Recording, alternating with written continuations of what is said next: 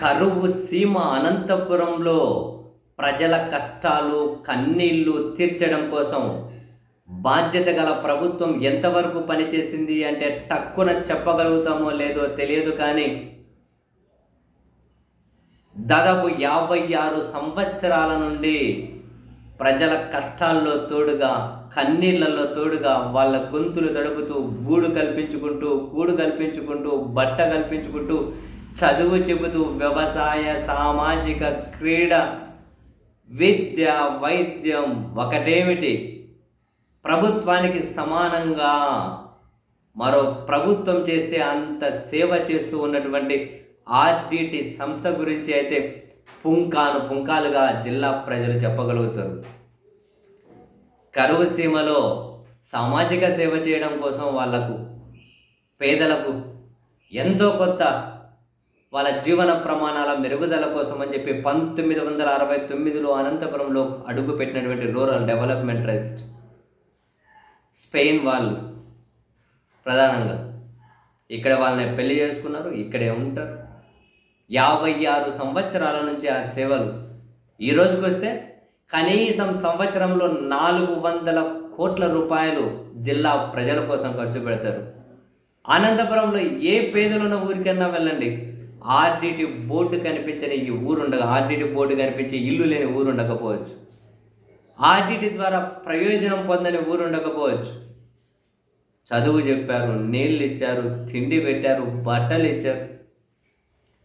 ప్రభుత్వం చెయ్యలేని పని కూడా, ప్రభుత్వం నిర్మించలేని రోడ్లు కూడా, ప్రభుత్వం చేతగాక దశాబ్దాల నుంచి ఉండిపోయినటువంటి బ్రిడ్జ్ లాంటివి కూడా ఆర్డిటి కట్టింది అనంతపురం జిల్లాలో.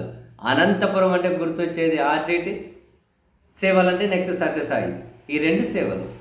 ఇంకా ఆర్డిటి గురించి ఎంత చెప్పినా తక్కువే. సంవత్సరానికి 400 కోట్ల రూపాయలు ప్రజల కోసం ఖర్చు పెడుతూ ఉన్నారు. వీళ్ళ స్పెయిన్లో దాదాపు 140% మందికి ఆర్డిటి గురించి తెలుసు. అంత నిస్వార్థంగా సేవలు అందించే సంస్థ నాకు తెలిసి ప్రపంచం గురించి తెలియదు కానీ దేశంలో మరెక్కడా ఉండి ఉండదు.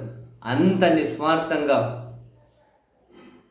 ఎక్కడే కూడా డిస్క్రిమినేషన్ అనే పదాలు ఉండవు.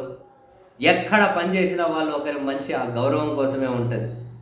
అటువంటి ఆర్డిటి సంస్థ ఈరోజు రాష్ట్ర కేంద్ర ప్రభుత్వాల ఆంక్షల వల్ల నిర్లక్ష్యం వల్ల వాళ్ళ బాధ్యత లేకుండా ప్రవర్తిస్తున్న దానివల్ల ఈరోజు సేవలు నిలిపేసే పరిస్థితి వచ్చింది.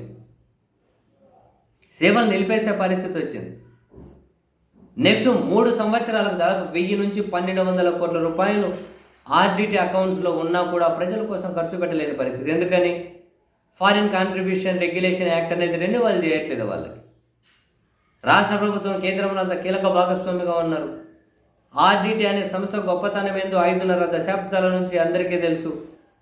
అయినా కూడా వాళ్ళకి సర్టిఫికేట్ రెన్యువల్ చేయకుండా ఆ డబ్బు ఖర్చు పెట్టకూడదు అని చెప్పి రాష్ట్ర ప్రభుత్వం ఆంక్షలు. ఏం చేద్దాం అనుకుంటున్నారు?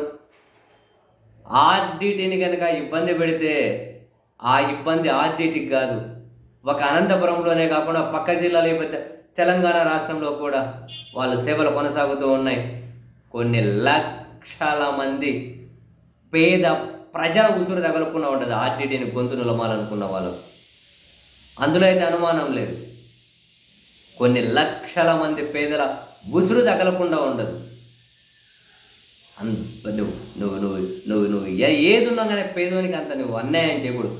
మనం న్యాయం చేయలేకపోతున్నాం, మనం వాళ్ళకి అప్ టు ద మార్క్ మన బాధ్యత మనం నెరవేర్చలేకుండా పోతున్నాం. కానీ ఒక సంస్థ 5.5 దశాబ్దాల నుండి ఎనలేని సేవలు అందిస్తూ ఉంది.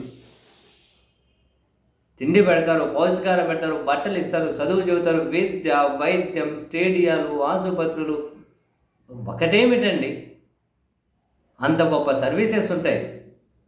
మరి అదొక అట్మోస్ట్ ప్రియారిటీగా ఉండాలి కదా. ప్రియారిటీగా ఉండి వాళ్ళకి ఫస్ట్ ఆ పని చేసి పెట్టాలి కదా. ప్రజలు మాత్రం ఊరుకోరు. ఇందులో రాజకీయాలు లేవు, ఇందులో మరొకటి లేవు. వాళ్ళు ఎక్కడా కనుక అటువంటి ఇన్వాల్వ్మెంట్ కూడా ఉండదు.